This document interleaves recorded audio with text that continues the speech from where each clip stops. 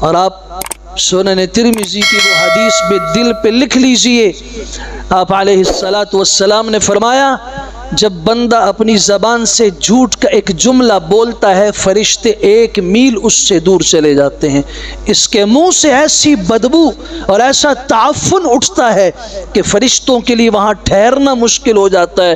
اس کے منہ کی بو سے شیطان قریب آ جاتا ہے، رحمت کے فرشتے اس سے دور چلے جاتے ہیں۔